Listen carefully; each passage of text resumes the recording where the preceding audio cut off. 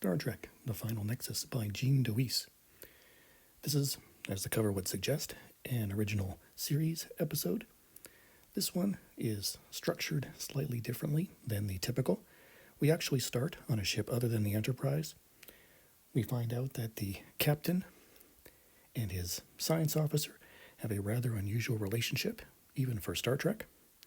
She was his teacher and decided to join Starfleet, entering the Academy when she was 40, which would make her very unusual by Star Trek standards. They're investigating a gateway. Apparently, the Enterprise had visited a gateway like this earlier, and they want to investigate further. Unfortunately for them, an entity takes over the captain and makes him extremely paranoid. They ask for assistance, and the Enterprise, under Captain James D. Kirk, shows up to provide assistance. The rest of the book is essentially kind of in two halves. The first half is dealing with the entity that causes fear and paranoia. The next is dealing with the gateway, the nexus of the title. And no, this has nothing to do with the Next Generation cast movie. I think what is the nexus? What is the entity dealing with fear, securing the ship, makes for a very taut, psychological, borderline horror novel. I'm really not a fan of horror, but in this case it works. It's very psychological. The last half of the book, let's say, doesn't work as well because it's the usual, let's figure out a way out of this. We'll science our way out. And the way that the new character, the science officer, is brought in. Now, I know I'm going to use a loaded term here, but she really does come off as Mary Sue. And before you jump on me and go down in the comments to rant and rave, you have a new character brought in. We don't get any of the romantic stuff. I want to make that clear. For once, Kirk is not going after this woman.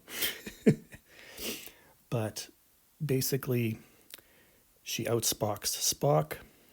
She's the comforting word of reason. She occasionally pokes the narrative back on track.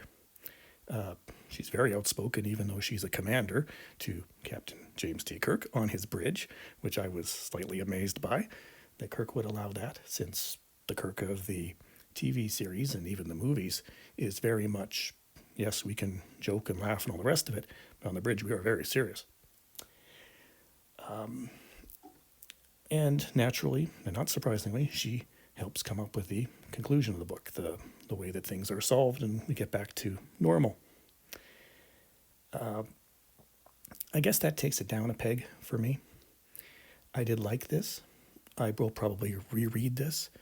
If I'm charting it with other Star Trek books, it's slightly above average. It's very short. I think it's might even be less than 50,000 words, which these days is practically long, short story length.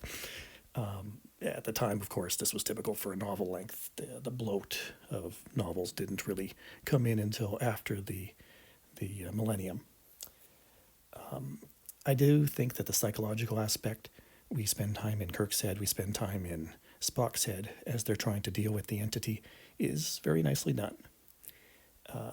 Minor spoiler here, the alien species that gets introduced is interesting, at least.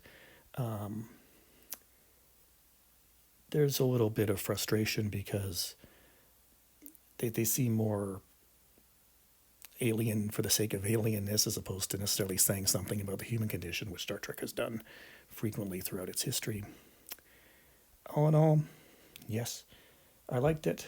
And this is a solid, maybe every 2 or 3 years, or maybe when I feel like I need to do a bunch of Star Trek, one after another.